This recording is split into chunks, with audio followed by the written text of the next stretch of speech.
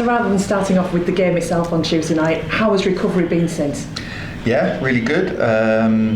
We split the groups yesterday, so the boys that played did certain things, the other boys did a hard session. And yeah, we trained in the afternoons because sleep's one of the most important recovery factors, to give them that extra time sleeping. So, well, we'll find out at 5 o'clock on Saturday how well it's worked. But I know, one thing we've looked at is, I think Hartlepool's pitch is quite heavy at the moment, so we know it's going to take a lot of leg work on Saturday. There was one thing that you said after the game on Tuesday, and I think a few people have picked up on it and maybe even spoken to you about it already. We got comments about it afterwards. Explain what recovery pants are. Yeah, well, so recovery pants are it's got a machine attached to it, so you put them around your legs, and what they basically do is they compress your legs. The machine compresses your legs so tight and then releases very quickly and then compresses. If you have that for 20 minutes, it almost pumps a lot of the lactic acid that you'd have still in your legs. It flushes it by restricting, and so we make sure the boys on the journey on the way home, all the starting players straight away go on their 20-minute slots and start the process. And how important is it to start processes like that so quickly after a final whistle? Yeah, I mean, there's a lot of data that tells you now that the amount of distance football players are running now, and not only just distance but high speed. They're trained to do it. We train them to do it, and the football's become probably more athletes that play football rather than the other way around. But it's showing now that it can take even at times up to 36 hours to properly 100% recover. And there's loads of strategies. The most important one's sleep, getting quality sleep, then probably food, and then recovery strategies. So we try and make sure that the boys are as well educated as they can be, and we tick as much of it off as we can. You can go into some of the elite football clubs that have cryo chambers and whatnot, but they're the most important things. And obviously, if we're expecting them to go and put a high level in, and we want to limit the risk of accumulative fatigue and injuries, you have to do your very best. So after the game on Tuesday night, how do you look back at that game? You sounded probably more disappointed about the performance than what you did happy about the late winner. Yeah, it's not good. Never happy with managers, are they? I just felt like if we'd have been really aggressive with the way we played and went at them, I think we could have been out of sight at half time. But we wasn't. I thought we were a better team, but I didn't think we really were aggressive in the way we played. And then we knew that they were going to change something at half time. We knew they had good subs on the bench, and I didn't think we adapted to that well for 20-25 minutes. Found ourselves in a sticky spot where only one team looked like they were going to go and win the game. And as staff on the side, we made 2 tactical changes initially, changed the shape, made a third, and we've ended up pulling it out of the bag. But I'd much rather have an accomplished performance all the way through. You managed to play with 4 strikers as well the other night. Do you feel now, you've obviously done it, but do you feel now you're very much at the point where you can operate in that way that you want to? We're in a much better spot in that respect. I remember early season you'd have been at games here where, I looked at my front 2 and their legs had gone with 20 minutes to go, and I had nothing, no option. I had to flog a dead horse, and probably why in the end Depot's probably got himself injured because of the accumulative effect. I always say to my forwards, I love 65 minutes, go hard, and we'll bring fresh legs on if we've got the quality there for the other sort of 25-30 minutes. It's probably the recovery pants, isn't it? That's the key with that. Michael Duckworth started second time since the first day of the season. Has he come through okay? Yeah, he come through well. I mean, it was a really tricky one for him because on Monday we'd done quite a lot of work, and obviously we know what happened. Thierry had a family matter that really got on top of him, and it wasn't until late in the session that we realised that, and Ducky stepped in late. Luckily Ducky's one of these players who will pay attention in training, so he knew his role, knew what he was doing, and it was too late for me. Even if I wanted to change the shape, we'd done all our work by then, and I thought he had a really good game. He was cramping up with the last 15-20 minutes, which is natural, but that's what squad's all about, and that's what we try and say to the lads. We've sort of stripped the playing staff down a little bit, and everybody's got to be ready to play a part now. And potentially not in their preferred position either. No, he wasn't there, certainly from Ducky's point of view, but he's an intelligent player. He knows what he's doing. So and we make sure, like we did today, we make sure we go through as many scenarios as we can, because when they cross that white line, they need to know what's going on. So how about this weekend? Will it be Michael Duckworth your option? Is Thierry Latiffairweather available? Yeah, Thierry's available. He's trained yesterday and today. Ducky's obviously available, so I won't give Hartlepool my team today. But there's a couple of things we've had to look at and how we think best to try and tackle the game, and we'll find out tomorrow. It does seem to have been pretty settled though for the last few weeks. Is this the first time you found yourself in this position? Is it the most settled you've been since you arrived? Well, I think it's settled as in, there's certain positions where players are, you can see you've gone on an 8-game unbeaten run, so not that it's been all singing, all dancing, but there's not a lot gone wrong, and there's been a consistency in the performances, so people have warranted staying in. And if we had Saturday, Tuesday for a 3-week period, you could rotate the squad a bit more to keep the level of performance high. So at the moment it's okay, the boys have done great, but we've got a lot more cup finals to go. So Hartlepool, you say about a heavier pitch. Does this mean you've got to change anything at all to try and account for that? Yeah, it does. I think you have to approach each game at the moment. We certainly do with a game plan, and they've got a new manager who sort of will be on the dugout on Saturday. He's booked 2 new signings in. He might change things around, so I can't try and guess too much what he's going to do or how he's going to play. I can try and put the team out. I think we'll be able to play the conditions, play the handle the intensity of the match. So whether there's changes or not, we'll find out tomorrow. But you'd have to treat every game differently. With the change of manager, would you expect a different sort of Hartlepool to what you saw down at York in November? Well, yeah, of course you will. It's strange enough, they were not in a good place when they came down to play us. They'd had a bad run, and they were far the better team on the day. We really didn't turn up, and I'm hoping that the players calmly want to put that right, because that was our last league loss, and it was a really poor performance. So, we've just got to go. It's a tough place to go, Hartlepool. We don't want to let them get ahead of steam up with the new manager and get a good start to the game. We've got to make sure we're at it from the word go, as you are in every game. If the boys carry on playing the way they are and keep the levels high, Hartlepool got to play well to get a result, and that's all I can ask at the moment. And you say there about hoping your players want to put things right in a calm way. Are there rights that you really do want to put wrong tomorrow?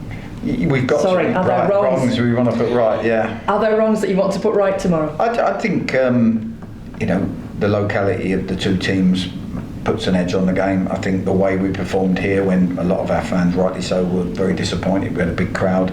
There's a lot of things you'd like to, come 5 o'clock, have felt a satisfaction about, but at the end of the day it's 3 points, and we've got to fight our backsides off to get it.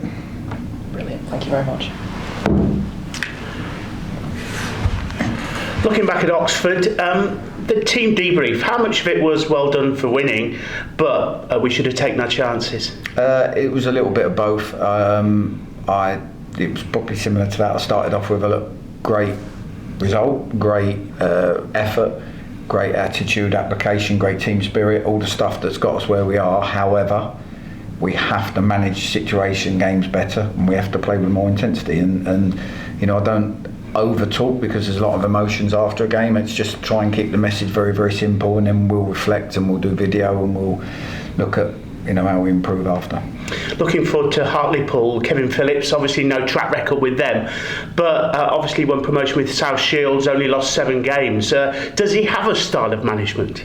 Of course he will. Every manager has a style of management. How they what they've learned from their football, what they learn from their managerial side.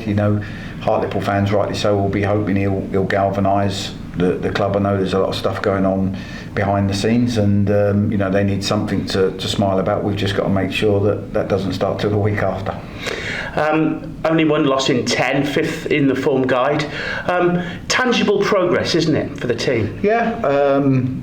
Like I said a while back, we're not going to really sort of start trying to put the philosophy in place until the summer, or until we're safe. We need to fight, scrap. It's not the right time. We didn't have the right personnel or the right moments to sort of try and do that halfway through a season. So I feel like we've we're training better. I feel like the team spirit's much better. There seems to be a lot better atmosphere around the place. Obviously that comes with getting results week in, week out. We just got to keep it going, each game, one game at a time. A lot of players have obviously left the club or gone out on loan. How close are you now to an optimum number that will take you forward to the end of the season? Yeah, I think we're getting there. We are still looking at signings and see if there's anyone that, like I said before, they've got to be out to improve us. But I feel like we're getting there. Training numbers have gone from, having sort of 26, 27 outfield players down to having 20 at the moment. So the injury list is down to 2 or 3. At one point I think that was up to 13. So, players going out playing means that there's less unhappy players that are moping about the place. And you keep that little bit of closeness for the group that are there.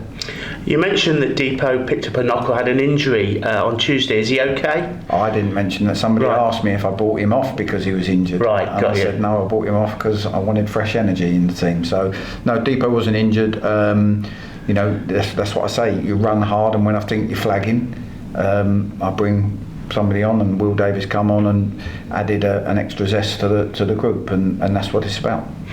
And finally, obviously with Jurgen Klopp announcing he's leaving Liverpool at the end of the season because he's running out of energy. How do you cope? What are your coping strategies? Because there's a lot of pressure, isn't there?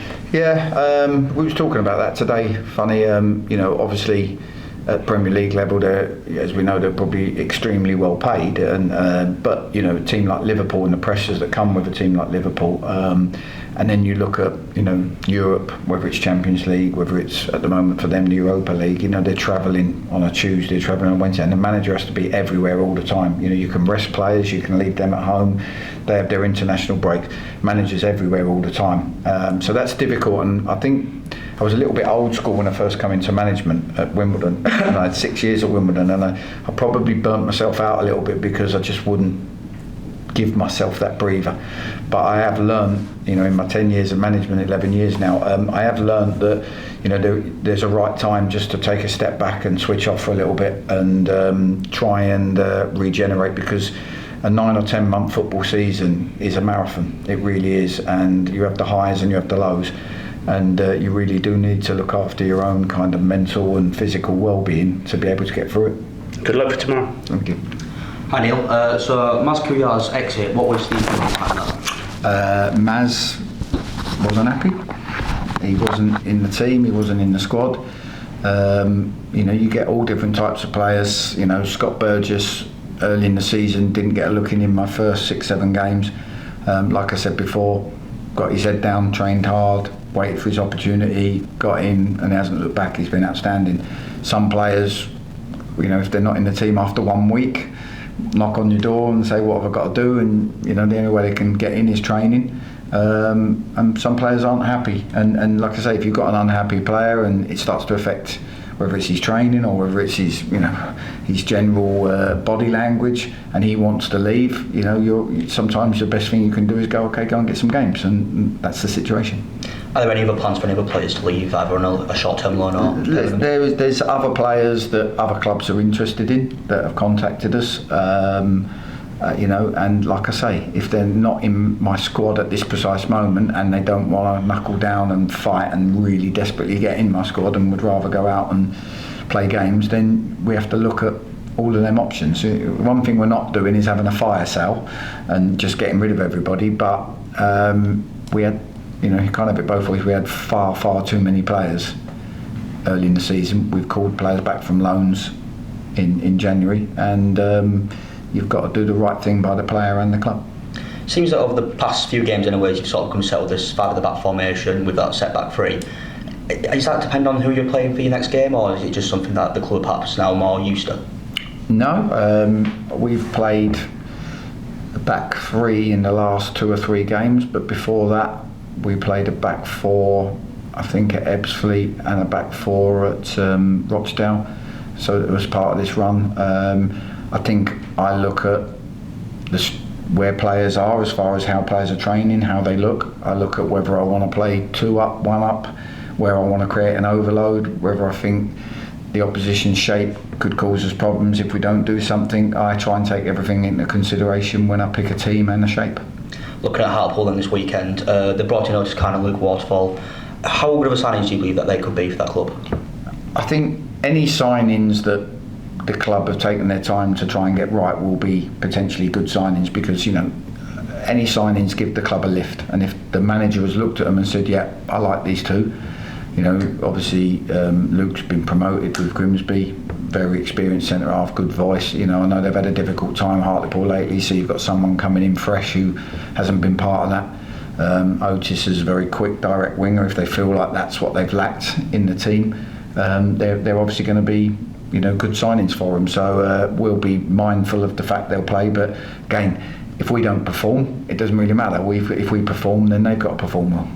And Kevin Phillips, Solon just been hired obviously, but have you got any past sort of experiences with him? I'm sure we would have played against each other at some period, back in the day, Premier League. But he's obviously an exceptional striker. He's had a wonderful career and he's done a great job at South Shield. So he's comes in with a good pedigree, and I wish him all the best at 5 o'clock on Saturday. And sold out away end as well. How much of a boost is that for not only yourself but also the players? It's massive. I think it just comes with this club. Even taking 200 odd away on a windy, horrible Tuesday night at Oxford was amazing.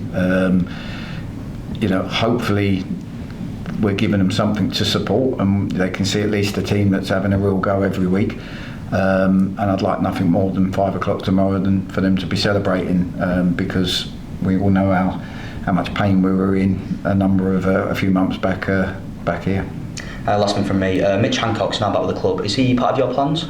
Well, at the moment he's not in the squad, so the squad's competitive. Dan Batty's now back into full training, so we're trying to get his numbers up. But Mitch has got, like similar to most players, he knuckles down, he trains. If an opportunity arises and he's in good place and training well, then that can happen. And on the flip side, if a club comes in for him and it suits him and he wants to move, we'll look at that as well. And I've said to somebody come to see me the other day about whether they could move, and I said until a club knocks on our door and puts an offer in or asks us, there's nothing to talk about. So we're always constantly monitoring the ins and outs.